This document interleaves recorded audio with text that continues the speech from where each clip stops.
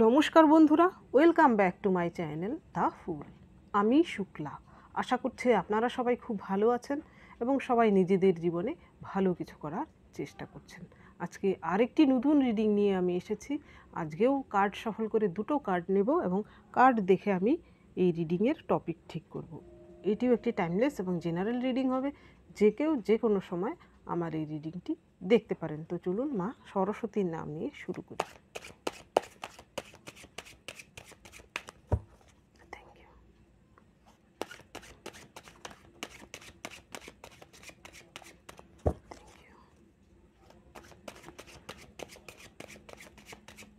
Thank you, universe. Thank you.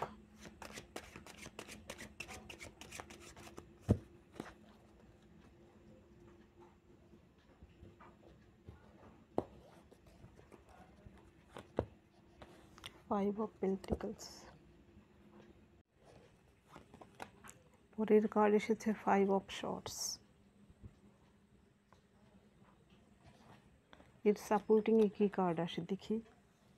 Nine of wands, eight of swords, আবারও eight of cups, justice. Justice এলে আমি আর এর পরে card নিতে চাই না। আজকে লাইটের একটু সমস্যা হতে পারে, ক্যামেরায় হয়তো একটু আবছা দেখা যেতে পারে, প্লিজ একটু কনসিডার করে নেবেন। এইখানে প্রথম কার্ড এসেছে টপিকে ফাইভ অফ কয়েন্স, এরপরে এসেছে ফোর অফ শর্টস। এই ফাইভ অফ কয়েন্স হচ্ছে নিঃস্বতার কার্ড, আর এই ফোর অফ শর্টস হচ্ছে অসহায়তার কার্ড। এই দুটো কার্ড দেখে আমার যা টপিক মাথায় আসছে সেটি হচ্ছে আপনার শত্রুরা হয়তো বর্তমানে নিজেদেরকে নিঃস্ব এবং অসহায় অনুভব করছে। তাদের জীবনে হয়তো এমন কিছু ঘটেছে যার ফলে হয়তো নিজেরা অসহায় ফিল করছে। এইখানে দেখুন এই প্রাণীটি কিন্তু তার হাত পা বেঁধে তাকে অত্যাচার করা হচ্ছে, সে যেন কষ্ট পেয়ে আওয়াজটুকু না করতে পারে, তার মুখটাও কিন্তু শর্টস দিয়ে আঘাত করা আছে। তো আপনার শত্রুদেরও হয়তো বর্তমানে এই অবস্থা। এইবার দেখি কি কারণে তাদের এই অবস্থা, তাদের জীবনে কি চলছে। প্রথম কার্ড এসেছে নাইন অফ ওয়ান্স। এইখানে এই মেয়েটি, তার হাতে যে একটি জিনিস দেখা যাচ্ছে পুতুল টাইপের কিছু, সেটি তার জন্য খুবই কাঙ্ক্ষিত একটি জিনিস। সে এইটিকে বাঁচানোর জন্য কিন্তু আপ্রাণ চেষ্টা চালিয়ে যাচ্ছে। তার ঘরেও আগুন লেগে গেছে, তাই সে বাইরে এসেছে, বাইরেও কিন্তু আগুন লেগেছে, সে কিন্তু আতঙ্কিত হলেও কিন্তু সে আপ্রাণ চেষ্টা চালাচ্ছে। অর্থাৎ আপনার শত্রুরও হয়তো জীবনে এমন কিছু ঘটেছে যার ফলে তার কোনো প্রিয় জিনিস হয়তো কোনো খাতরায় রয়েছে, অর্থাৎ তার কাছে যেটা খুবই মূল্যবান সেই জিনিসটি হয়তো বর্তমানে কোনো রিস্কের মধ্যে রয়েছে, সেটি হয়তো তার হাতছাড়া হতে পারে। সেই জন্য হয়তো তার ঘরের লোকের সঙ্গেও তার ঝগড়া হচ্ছে, বা বাইরেও অন্যদের সঙ্গে তার বিবাদ লেগেছে বা শত্রুতার সম্মুখীন হয়েছে। সে কিন্তু এই মুহূর্তে সে অসহায়, কারণ তাকে কিন্তু কেউ সাথ দিচ্ছে না, সে কিন্তু এখানে একদমই একা। এই ফাইভ অফ পেন্টিকেলের এই কার্ডেও কিন্তু কোল্ড কেন দেখানো হয়েছে, যে বরফ পড়ছে, অর্থাৎ সে যেন নিস্তেজ হয়ে গেছে, ঠান্ডা একদম জমে গেছে, সে সারভাইভ করছে। এর পরের কার্ড এসেছে এইট অফ শর্টস। এইখানে এই ডেকের এইট অফ শর্টসের একটা কাহিনী আছে। এই মেয়েটি এই পশুটির রূপ নিয়ে সে লোকের সামনে থাকে, তার আসল রূপ কিন্তু সে প্রকাশ করে না। সে বর্তমানে এমন অবস্থায় এসে পৌঁছেছে যেখানে কিন্তু তার আসল রূপটি এখন প্রকাশ করতে সে বাধ্য, নইলে কিন্তু তার জীবনে আরও বিপদ আসতে পারে। আপনার শত্রুরাও হয়তো এতদিন মুখোশধারী ছিল, তাদের বর্তমানে হয়তো সময় এসেছে যে সেখানে তাদের মুখোশ উজাগর হতে চলেছে, বা তাদের মুখোশ হয়তো সকলের সামনে উজাগর হয়ে গিয়েছে, যার ফলে হয়তো তার যে ধূর্ত রূপটা, তার যে কদর্য রূপ, সেটা হয়তো সকলের কাছে প্রকাশ পেয়ে গেছে। সেই জন্য কিন্তু সে বর্তমানে অসহায় ফিল করছে। এর পরের কার্ড এসেছে eight of cups. Eight of cups আসার মানে হচ্ছে তাদের জীবনে এমন কিছু ঘটেছে যার ফলে হয়তো তাদের জীবন থেকে এমন কিছু হয়তো মূল্যবান জিনিস চলে গিয়েছে। সে হতে পারে এইখানে যারা থার্ড পার্টি সিচুয়েশনে রয়েছেন, আপনার হাজব্যান্ড বা আপনার এক্স ওয়াইফ যদি হয়ে থাকে, তাহলে হয়তো তাদের জীবনে সেই থার্ড পার্টি হয়তো তাকে ছেড়ে চলে যেতে চাইছে, বা এমন কিছু ঘটেছে যার ফলে হয়তো তিনি নিজেই হয়তো সেখান থেকে বেরিয়ে আসতে চাইছেন, এমন কিছু পজিশান, সেই জন্যও হয়তো সে নিজেকে অসহায় ফিল করছেন।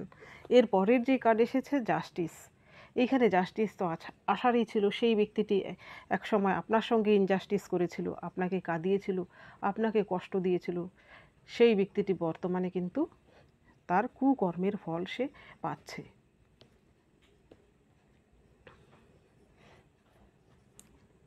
এইবার দেখব এই ডেকের মাধ্যমে।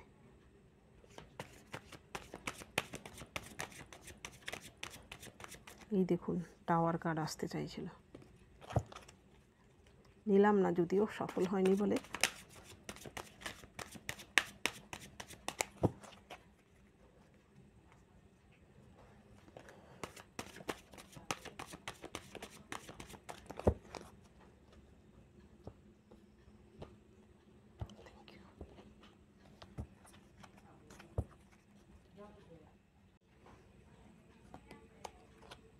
প্রথম কার্ড এসেছে judgement,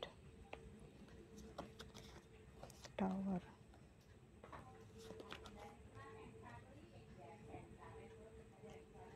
three of.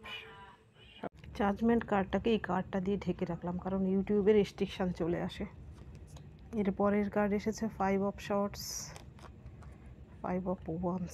R card নিচ্ছি না, এই রিডিংটাকে বেশি বড় আমি করছি না, কারণ আমার লাইটের একটু সমস্যা হচ্ছে।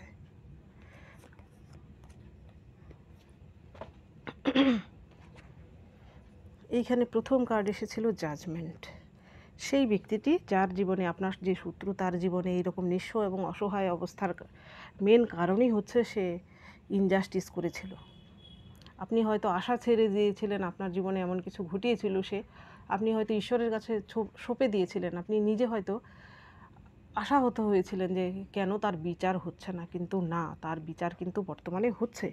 সেই ব্যক্তিটির জীবনে কিন্তু এইরকম কিছু ঘটছে। দেখুন এর পরের কার্ডই এসেছে দ্য টাওয়ার।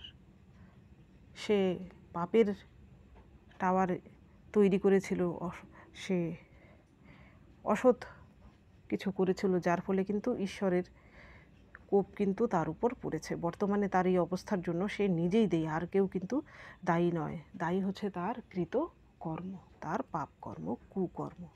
এর পরের কার্ড এসেছে থ্রি অফ শর্টস। এইখানে আপনাকে যদি কেউ থার্ড পার্টিতে ফেলে থাকে বা আপনার সঙ্গে কেউ বিশ্বাসঘাতকতা করে থাকে, এখানে থার্ড পার্টি বলতে বলছি শুধু আপনার হাজব্যান্ড বা ওয়াইফের নতুন গার্লফ্রেন্ড বয়ফ্রেন্ড নাও হতে পারে, এখানে থার্ড পার্টি অন্য কেউ হতে পারে, তারাও কিন্তু তাদের সাজা বর্তমানে পাচ্ছে। তাদের জীবনেও কিন্তু এমন কেউ এসেছে যারা কিন্তু তাদেরকে রক্তাক্ত করেছে, যাদের হৃদয়কে। এর পরের কার্ড এসেছে আপনার জন্য five of swords.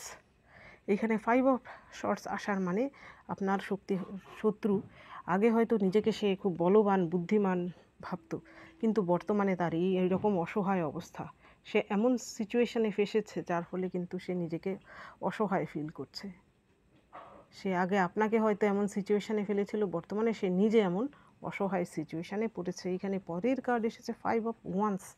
Five of once আসার মানে হচ্ছে তার জীবনে কিন্তু এমন ক্যাওয়াস কনফ্লিক্ট সৃষ্টি হয়েছে, সে হয়তো অন্যের জীবনে এইরকম ক্যাওয়াস কনফ্লিক্ট সৃষ্টি করতো, বর্তমানে তার জীবনে এইরকম ক্যাওয়াস কনফ্লিক্ট সৃষ্টি হয়েছে, সেখানে হয়তো তার প্রাণ উষ্ঠাগত, সে হয়তো এইসবের থেকে বর্তমানে মুক্তি চাইছে।